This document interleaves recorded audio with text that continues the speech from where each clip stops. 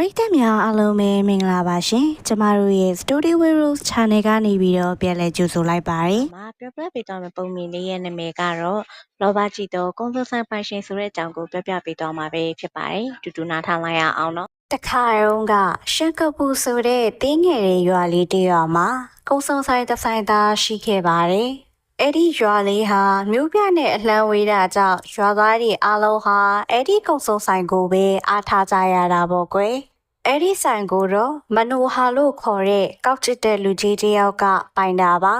သူဟာအရန်ကိုလောဘကြီးပြီးရွာသားတွေစီကနေတစ်ချိန်လုံးဘလို့အမျက်ထုတ်ရနေမလဲဆိုတာကိုပဲအမြဲစဉ်းစားတတ်ပါတယ်တနေ့မှာတော့ရိုဟစ်လို့ခေါ်တဲ့ကောင်လေးတစ်ယောက်ဟာသူ့စီမှာဆေးလာဝယ်ခဲ့ပါတယ်ရိုဟစ်ကချောကလက်တစ်ခုဝယ်မလို့ဆိုပြီးတစ်ချက်တည်းထုတ်ပေးခဲ့ပြီးမြဲမနိုဟာကတော့အတန်ကြဲဖြစ်ဟိကောင်လေးပတ်စံတစ်ချက်နဲ့မင်းကဘာရမယ်ထင်နေလို့လေတစ်ချက်တန်ချောကလက်ဆိုတာလည်းမရှိဘူးချောကလက်တစ်ခုကလည်းတစ်ချက်နဲ့မရဘူးကွဆိုပြီးတော့မမနဲ့ပြောဆိုခဲ့ပါတယ်ရိုဟစ်ကမနိုဟာကိုအတနာခံပြီးရောင်းပေးဖို့ပြောပေမဲ့မနိုဟာကတော့ညှင်းဆန်ခဲ့ပါတယ်အဲ့ဒီအချိန်မှာဒနီရမ်လို့ခေါ်တဲ့လူကြီးတစ်ယောက်ကရောက်လာပြီးတော့မနိုဟာရေကျွန်တော်တက်လို့အပ်တဲ့ပစ္စည်းတွေကိုအချွေးနဲ့ရင်ထုတ်ပေးလို့ရမလားလို့မေးလိုက်ပါတယ်အဲ့ဒီခါမှာမနူဟာကဒေါရတကြီးဖြစ်မင်းကိုပတ်စံနေထုတ်ပေးရအောင်မင်းမှာဘာပိုင်ဆိုင်မှုတွေရှိနေလို့လဲနာမည်ကသာတဏိရမ်လူကတော့မွဲပြကြအောင်မွဲနေတာမင်းကိုအကျွေးထုတ်ပင်ပေးနိုင်ဘူးဆိုပြီးတော့မရိုင်းပြောခဲ့ပါတယ်မနူဟာရဲ့ကျုပ်တို့ကတရားတဲ့သားတွေပါကျုပ်လိမ်မပေးပါဘူးဗျကျုပ်ပတ်စံရလို့ရှိရင်ပြန်ဆက်မှာပါအခုတော့ကျုပ်လိုတဲ့ပစ္စည်းလေးတွေကိုအကျွေးနဲ့အရင်ထုတ်ပေးပါလို့တတောင်းပန်နဲ့ပြောလိုက်ပါတယ်အဲ့ဒီရဲ့ချိန်မှာမနူဟာကပို့ပြီးတော့ဒေါ်ရထွက်လာကမင်းတို့မထွက်သွားသေးဘူးလားမင်းတို့မထွက်သွားလို့ရှိရင်ငါအဆိုးမစုံနဲ့ဆိုပြီးတုံးနဲ့လိုက်ရတာကြောင့်ဒနီရန်နဲ့ရူခိနှစ်ယောက်စလုံးခွေးပြေးဝက်ပြီးပြေးလာခဲ့ရပါတယ်ခဏကြာမှတော့စီမာလို့ခေါ်တဲ့အမျိုးသမီးတစ်ယောက်ဟာကုန်းစုံဆိုင်ကိုရောက်လာခဲ့ပါတယ်စီမာကမနူဟာကိုလက်ဖက်ရည်ကျိုးဖို့အတွက်လက်ဖက်ချောက်ကောင်းစားတစ်ထုပ်လောက်ပေးပါလို့ပြောလိုက်ပါတယ်မနူဟာကလာလာလေးထုတ်ပိုးထားတဲ့အထုပ်လေးတစ်ထုပ်ကိုစီမာကိုပေးလိုက်ပါတယ်ဦးလေးမနူဟာရေဒီအထုပ်ကအရင်တော့ကဝင်းနေကြအထုပ်နဲ့လည်းမတူဘူးနော်အရင်ကဟာဘလို့ပုံစံမျိုးမှမဟုတ်တာမှားပြီးများပေးနေတာလားမမှားပါဘူးကွစိတ်ယုံကထုတ်ပိုးမှုပုံစံပြောင်းလိုက်တာပါအထဲကအရသာကောအနံ့ကောအားလုံးကတူတူပါပဲပုံစံလေးပဲပြောင်းသွားတာဆိုပြီးတော့မနူဟာကပြန်ပြောခဲ့ပါတယ်တကယ်တော့မနူဟာကစီမားကိုလိန်နေတာပါအဲ့ဒီလက်ဖက်ချောက်ကလည်းအညက်စာလက်ဖက်ချောက်ဖြစ်ပြီးတော့အရသာကလည်းတော်တော်လေးကိုစိုးရတာပါမနူဟာကဈေးပေါ်တဲ့ပစ္စည်းတွေကိုဈေးစာမတန်သူဆိုင်မှာတင်ပြီးတော့ရွာသားတွေကိုပြန်ရောက်လေးရှိပါတယ်။ဦးလေးကျမကိုလိန်နေတာမှတ်လား။ဒီဟာကအညက်စာလက်ဖက်ချောက်ကြီးလေ။အော်မဟုတ်ပါဘူးလို့ပြောနေတယ်လေကွာ။မင်းကအလက်ကားနေတန်တရားတွေဝင်နေတာပဲ။မင်းမယုံလို့ရှိရင်စမ်းသုံးကြည့်လိုက်ဖို့ဆိုပြီးတော့ပြန်ရင်ဖြစ်ခဲ့ပါတယ်။ကျမကိုလိန်လို့ရမယ်ထင်နေတာလားဦးလေး။ဒီတစ်စိတ်ကအညက်စာတစ်စိတ်ဆိုတာကျမသိတယ်။ကျမကိုဂျင်းလာမထင်နဲ့ဟုတ်တယ်ဦးလေးစီမပြရမှန်နေဒီအထောက်ကတကယ်ကိုခါတိုင်းဝင်နေကြထုံနေမတူဘူးအတုကြီးနဲ့တူတယ်နောက်ထပ်မိန်းကလေးကပါဝင်ပြောလာတာကြောင့်မနိုဟာကအရန်ကိုဒေါရထွက်သွားပြီးတော့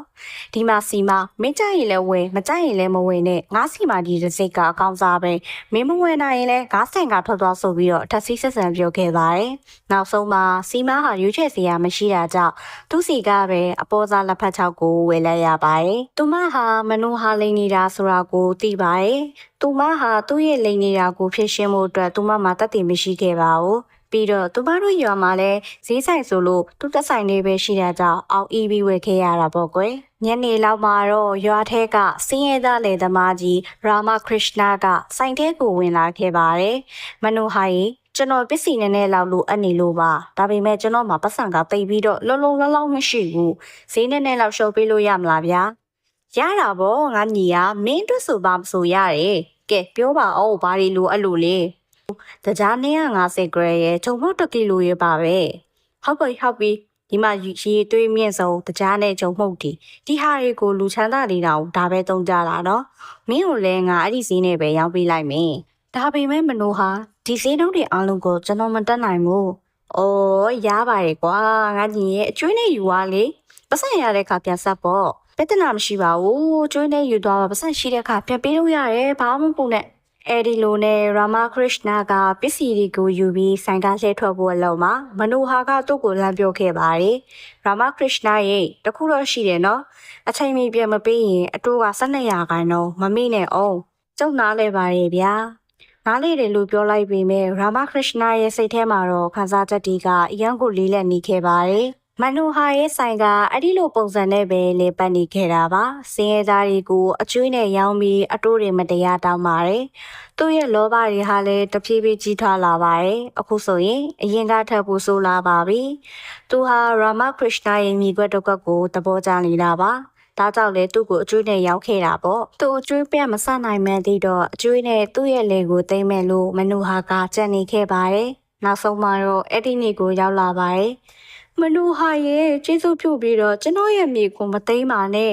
ကျွန်တော်မှဒီမိတစ်ခုတည်းပဲရှိတာပါဗျာကျွန်တော်တက်လုံးဒီလေကိုပဲအားကိုးပြီးလှုပ်ရှားကင်စားလုပ်ခဲ့ရတာပါအဲ့ဒါတွေငါမသိဘူးမင်းရဲ့မိကိုမသိမ်းစေချင်တော့အကျွေးဆက်ကျွေးမဆိုင်တော့မင်းရဲ့မိကိုငါသိမ်းပါပဲကျွန်တော်အကျွေးမဆက်နိုင်သေးလို့ပါဗျာကျုပ်ခမရစနောက်ကိုဖတ်ပြီးတော့တောင်းပန်ပါရဲ့ဒီလိုဒရာမာတွေငါအရှိမှလာလုံးမနေနဲ့ငါမတနာဘူးအခုချိန်ကစပြီးတော့ဒီမြေဟာငါရဲ့မြေပဲမင်းနဲ့ဘာမှကိုမသက်ဆိုင်တော့ဘူးရာမခရစ်နာတယောက်ငိုကြွေးနေတဲ့ကိုကြတော့ရွာသားတွေအလုံးကဆွဆွရေယုံနဲ့ရောက်လာခဲ့ကြပါတယ်ဦးလေးမနူဟာအဲ့လိုတော့မလုပ်ပါနဲ့လားဒါကမတရားဘူးလေသူကစင်းရဲသားလေသမားတယောက်ပါသူ့ရဲ့မြေကိုမသိမ်းပါနဲ့ဗျာငါရဲ့စီးပွားရေးကိစ္စတွေမှာလာပြီးတော့မဆွတ်ဖက်ကြနဲ့နော်မဆိုင်ရင်ဝင်မပါနဲ့ဒီမြေကအခုဆိုငါရဲ့မြေဖြစ်သွားပြီရွာသားတယောက်ကမနိုဟာမင်းရဲ့လောဘတွေကိုဒီလောက်နဲ့ရက်တင်ပြီးမဟုတ်ရင်မင်းနောက်လာရလိမ့်မယ်လို့ပြောလိုက်ပါတယ်ငါ့ကိုလာပြီးဆရာကြီးမလုံနေနဲ့ဆိုပြီးတော့မနိုဟာကထိုရွာသားကိုရဲရဲဆက်ဆိုင်ပြန်ပြောခဲ့ပါတယ်ရာမခရစ်နာကမိဖို့ထိုင်ပြီးငိုကြွေးနေခဲ့ပေမဲ့မနိုဟာကတော့သူ့ကိုလုံးဝဂရုမစိုက်ခဲ့ပါဘူးဒီလိုနဲ့တနေ့မှာတော့မြို့ကနေစမေးဆိုတဲ့လူငယ်တယောက်ရွာထဲကိုရောက်လာခဲ့ပါတယ်။ရွာထဲကိုလာနေရင်းနဲ့လီလာဆိုတဲ့ကြီးရထဲကအချောဆုံးအလှဆုံးမိန်းကလေးကိုတတိထားမိသွားပါတယ်။မင်းနာမည်ဘယ်လိုခေါ်လဲ။ကျမနာမည်ကလီလာပါ။ရှင်းနာမည်ကရော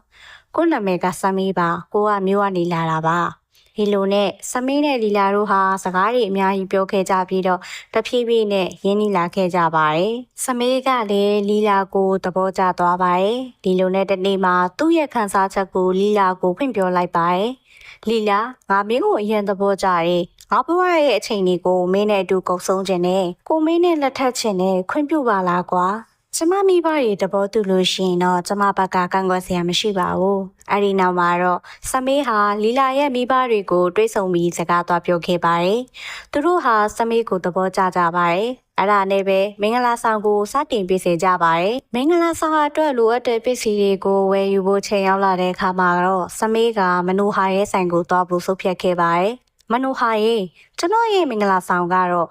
ဒီပတ်တွင်းမှာပဲကျင်းပတော့မှာကြေးရွာမှာလည်းမင်းရဲ့ဆိုင်ကတစ်ဆိုင်ပဲရှိတယ်ဆိုတော့ပစ္စည်းတွေအားလုံးကိုဒီကပဲဝယ်မှာပါအေးကောင်းတာပေါ့ကောင်းတာပေါ့ငါအကောင်းဆုံးပစ္စည်းတွေပဲထည့်ပေးမယ်အကုန်လုံးကိုဂရုစိုက်နော်ဘာမှကိုမကြံစီနဲ့ဘာဖြစ်လို့လဲဆိုတော့ကျွန်တော်ဘဝရဲ့အရေးကြီးဆုံးနေ့လီတစ်နေ့ဖြစ်လို့လေစိတ်မပူနဲ့ကောင်းလေးငါအကောင်းဆုံးပစ္စည်းတွေကိုထည့်ပေးမယ်နော်ဒီလိုနဲ့စမေးကဝယ်ယူမဲ့စည်ရင်းတွေကိုမနိုဟာကိုဖတ်ပြလိုက်ပါတယ်မနိုဟာကပစ္စည်းတွေကိုထုတ်ပို့ပေးပြီးစမေးကိုပေးလိုက်ပါတယ်စမေးကပစ္စည်းတွေကိုလှဲပေါ်တင်ပြီးတော့ဦးလေးမနိုဟာရဲ့အခုဝယ်သွားတဲ့စည်ရင်းတွေအားလုံးကိုဘလောက်ကြလဲတထားလိုက်နော်မနှက်ဖြစ်အိမ်မှာပတ်စံရင်လာယူလိုက်ပါလို့ပြောလိုက်ပါတယ်မနိုဟာကလည်းသဘောတူလိုက်ပါတယ်သဘောတူမှာပေါ့သူကပစ္စည်းတွေစရင်မှာနာမည်ကြီးတစ်စိတ်တွေရေးမှတ်ထားပြီးတော့ပေးလိုက်တဲ့ပစ္စည်းတွေကတော့အပေါ်စားတွေဖြစ်နေတာကြောင့်လေနောက်တစ်နေ့မနက်မှာတော့မနိုဟာကစမေးရဲ့အိမ်ကိုသွားခဲ့ပါတယ်ဟဲ့ကောင်လေးမနေ့ကပစ္စည်းတွေအတွက်ကြားတင်ဝင်ငါလာတောင်းတာဗမာလဲပတ်စံဘာပစ္စည်းတွေလဲမင်းဘာပြောတာလဲကွာငါမနေ့ကမင်းကိုပစ္စည်းတွေအားလုံးရောက်ခဲ့တာလေဟာသားတွေမလုပ်ပါနဲ့ဗျာကျွန်တော်ဦးလေးစီကဘာမှမဝယ်ခဲ့ဘူးမင်းဘာလို့လိန်နေတာလဲမနိုဟာကဒေါသထွက်ပြီးအိမ်ထဲကိုဝင်သွားခဲ့ပါတယ်အိမ်ရဲ့ဒရန်တောင်းနာမှာမင်္ဂလာဆောင်ပစ္စည်းတွေကိုသူကတွေ့သွားပါတယ်။ဒီမှာလေပစ္စည်းတွေရှိတယ်။မင်းကဘာလို့မယူခဲ့ဘာမှမယူခဲ့ဘူးလို့လာပြောနေတာလေ။အော်ဒီပစ္စည်းတွေလားဒီပစ္စည်းတွေကကျောက်ရဲ့ရင်းနှီးတဲ့မိတ်ဆွေတယောက်ကပေးခဲ့တာပါ။ဘာကိုတခြားတယောက်ကပေးခဲ့တာလဲမင်းမလိန်နဲ့ဒီမှာမင်းယူခဲ့တဲ့စင်းရင်းနဲ့အလုံးဒီမှာရှိတယ်ကြည့်ကြည့်လိုက်။စမေးဟာမနိုဟာထုတ်ပြတဲ့ဘေးစာရွက်ကိုကြည့်ပြီးတော့ရီလိုက်ပါတယ်။ မင်းဘာလို့ရှင်နေတာလဲကွဒီမှာကြည့်လေခမရရေးထားတဲ့စရင်တွေအားလုံးကနာမည်ကြီးတစိမ့်တွေကျုပ်အိတ်ထဲမှာရှိတဲ့တစိမ့်တွေအားလုံးကအပေါ်စားတစိမ့်တွေတူလို့လားဗျဒီချိန်မှာမနိုဟာကဘာဖြေလို့ဖြေရမှန်းမသိအောင်ခေါင်းငုံကျသွားပါတယ်သူရောက်ခဲ့တာလဲတကယ်အတူတွေဖြစ်နေတာကို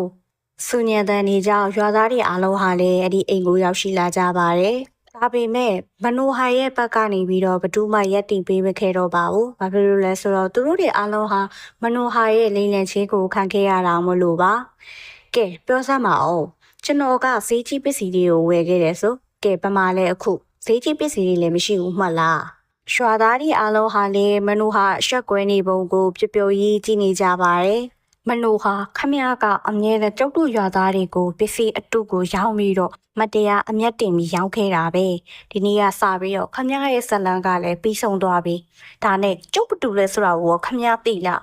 ကျုပ်ကရာမခရစ်နာရဲ့မိခမရမတရားတစ်ဖြစ်သိမ်းစီထားတဲ့မိပိုင်ရှင်ရဲ့မိဗျဒီနေ့မှာတော့ခမရမတရားသိမ်းယူထားတဲ့ကျုပ်အဖိုးရဲ့မိကိုခမရပြန်ပေးရမယ်အဒီလိုနဲ့မလူဟာကလည်းကြောက်ကြောက်လန့်လန့်နဲ့မြေကိုပြန်ပေးလိုက်ပါတယ်။အဒီနောက်မှာတော့ဆမီဟာသူ့ကိုပိုင်ကုန်းစုံဆိုင်ကိုဖွင့်လှစ်ခဲ့ပါတယ်။အဲ့ဒီအဖြစ်သက်တွေဖြစ်ပြီးနောက်ပိုင်းမှာတော့ရွာသားတွေကမနူဟာရဲ့ဆိုင်ကိုဘယ်သူမှလည်းမသွားကြဘူး။နောက်ဆုံးမှာတော့သူကဆိုင်ပိတ်လိုက်ရပါတယ်။အဲ့ဒီအခါမှာမနူဟာကသူ့ရဲ့အမားကိုတီးလိုက်ရပါတယ်။ဒါပေမဲ့သူရဲလောက်ကျသွားပါပြီ။သူ့ရဲ့လောဘတွေရဲ့အမောင်ဖုံမှုကြောင့်သူကအခုလိုအဖြစ်ဆိုမျိုးနဲ့စသိမ်းခဲ့ရတာပေါ့ကွယ်။ကလေးတို့လည်းသူ့ကိုဥပမာယူပြီးတော့သူ့လိုမျိုးလောဘကြီးပြီးရက်စတဲ့သူမျိုးမဖြစ်အောင်ကြိုးစားရမယ်နော်ခုလိုပုံမြင်လေးတွေကြည့်ရတာသဘောကျနှစ်သက်တယ်ဆိုလို့ရှိရင်ကျမရဲ့ channel လေးကို like and subscribe လေးကိုနှိပ်ပြီးတော့ notification လေးကိုနှိပ်ထားပေးပါနော်ဆုံးထိကြည့်ရှုပြီးလို့ကျေးဇူးတင်ပါတယ်တာယာသောနေ့လေးဖြစ်ပါစေရှင်